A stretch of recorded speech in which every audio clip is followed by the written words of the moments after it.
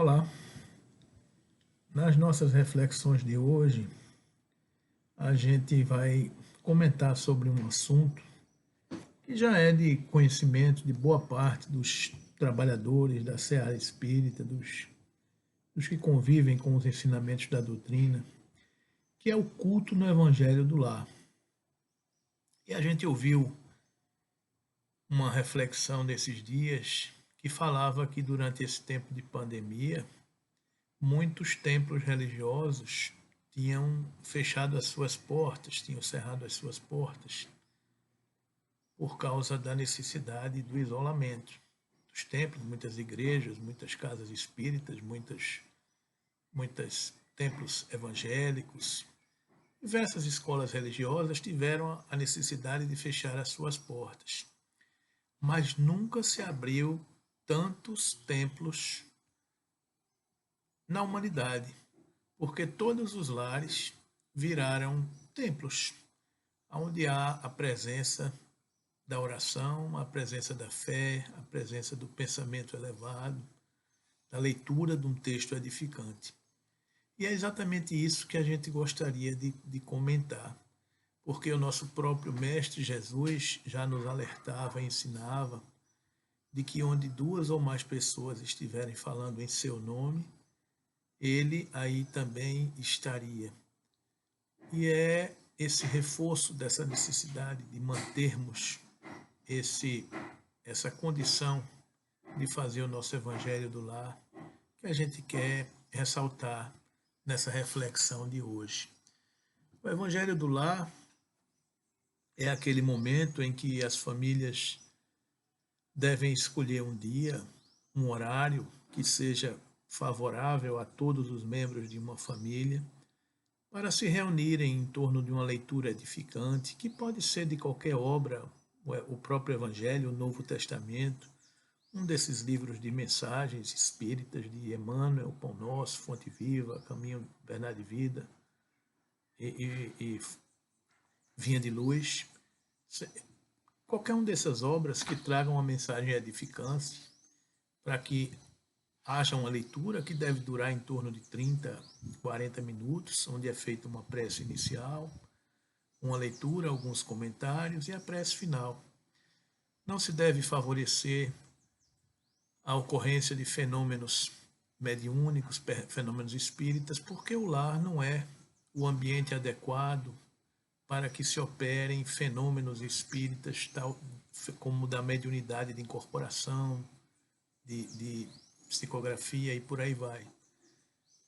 O local adequado seria a casa espírita, que é uma instituição bem mais protegida, com as suas paredes fluídicas preparadas para receber as manifestações. Muitas vezes, num lar, a gente não tem a certeza, a condição, para saber se as fronteiras, as barreiras fluídicas de nosso lar estão adequadamente preparadas para que possamos nos defender de intempéries, de presenças indesejadas, de espíritos que desejem a perturbação do ambiente, a perturbação dos membros daquela família. Mas ao acendermos a luz desta casa, deste lar, com a presença permanente do Evangelho, de uma leitura edificante, nós estaremos fortalecendo as barreiras do lar, nós estaremos harmonizando a sintonia existente entre os membros encarnados daquela família e os vínculos com os membros desencarnados que nos assistem, que nos acompanham.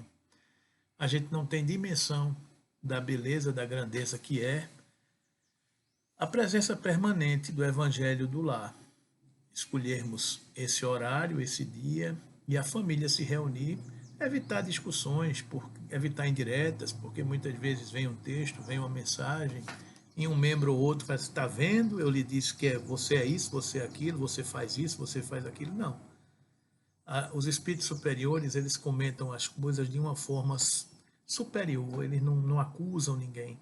Cada um que caia a carapuça se for cabível, se for necessária. Mas não devemos fazer do momento do Evangelho do Lar um momento de discutir uma relação. Não é isso que se trata. O Evangelho no Lar é a gente saber que Jesus, naquela hora, que os queridos amigos e espíritos familiares, mentores espirituais de todos os membros daquela família, são convidados invisíveis e são ouvintes permanentes daqueles diálogos que nos intuem, que nos assistem para aquele momento de reflexão. Então, que a gente possa entender da importância de fazermos esse evangelho do lar, dessa convivência fraterna. E estabelecer dia e horário é importante, porque nos agendamos e porque os espíritos que nos assistem, que nos acompanham, também estão agendados para que naquele horário, naquele momento, estejam conosco, presentes, beneficiando todo o lar. Então, que a gente entenda que essa é uma atividade necessária.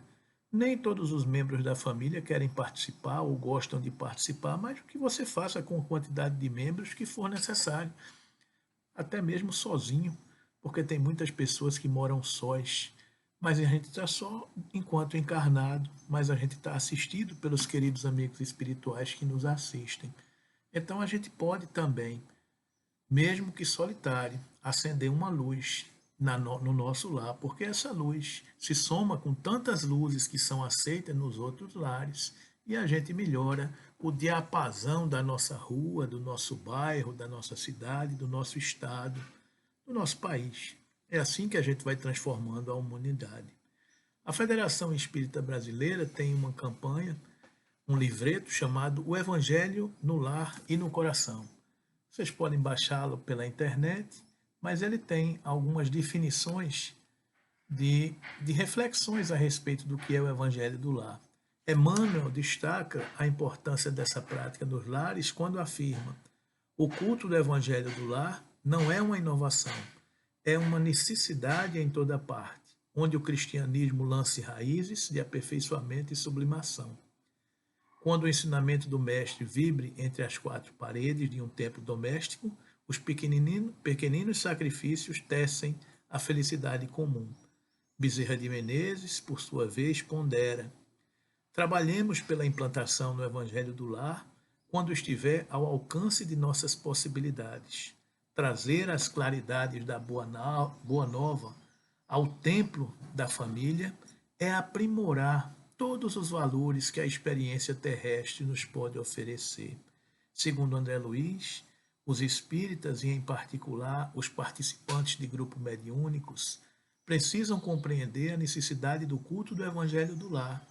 Pelo menos semanalmente, é aconselhável que se reúna com os familiares ou com alguns parentes capazes de entender a importância da iniciativa em torno da doutrina espírita à luz do Evangelho do Cristo e sob a cobertura moral da oração. Joana de Ângeles, em algumas obras selecionadas, também se manifesta a respeito desse assunto e esclarece: pelo menos uma vez por semana, reúna a tua família e felicita com o Espiritismo, criando assim e mantendo o culto evangélico, para que a diretriz do Mestre seja eficiente e rota de amor, a sabedoria da tua casa. E se desejares felicidade na terra, incorpora-o ao teu lar, criando um clima de felicidade geral. Em outra obra afirma que a transformação do lar em célula viva do cristianismo operante constitui labor impostergável. Isso porque o lar é a matriz geradora da comunidade ditosa, sobre a qual repousam os sustentáculos das nacionalidades progressistas. Acende o sol do Evangelho em casa. Reúne-te com os teus para orar, e jamais triunfarão trevas em teu lar, em tua família e em teu coração. E por fim, Dr. Bezerra de Menezes conclui, convidando-nos à ação. Auxiliemos a plantação do cristianismo no santuário familiar, à luz da doutrina espírita, se desejamos efetivamente a sociedade aperfeiçoada amanhã. E num livro chamado Jesus no Lar, psicografia de Francisco Cândido Xavier pelo espírito Neio Lúcio, a mensagem número 1 é chamada O Culto Cristão no Lar. E ele diz o seguinte, que numa reunião povoara-se o firmamento de estrelas dentro da noite prateada de luar, quando o Senhor, instalado provisoriamente na casa de Pedro, tomou os sagrados escritos e, como se quisesse imprimir novo rumo à conversação, que se fizera improdutiva e menos edificante, falou em bondade e seguiu um diálogo com Simão Pedro, com os outros apóstolos que ali estavam. E num dado momento calou-se Jesus por alguns instantes e aduziu: assim também, Simão Pedro, é o lar diante do mundo. O berço doméstico é a primeira escola e o primeiro templo da alma.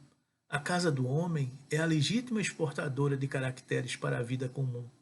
Se o negociante seleciona a mercadoria, se o marceneiro não consegue fazer um barco sem afeiçoar a madeira aos seus propósitos, como esperar uma comunidade segura e tranquila sem que o lar se aperfeiçoe?